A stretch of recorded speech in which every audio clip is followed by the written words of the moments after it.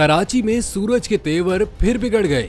चिलचिलाती धूप ने शहरियों को बेहाल कर दिया।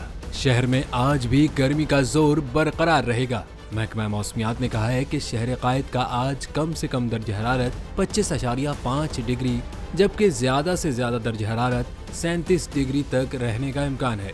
हवा में नमी का तनासुब दिन में औसतन 80 जबकि शाम में 40% रहेगा।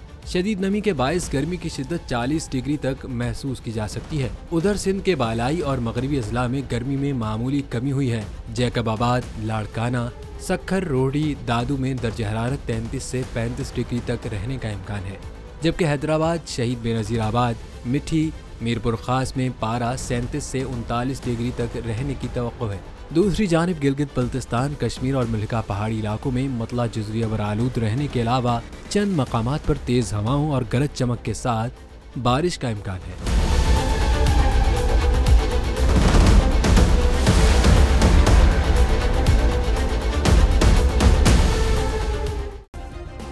सब्सक्राइब करें और बेल दबाएं ताकि कोई खबर रह न जाए।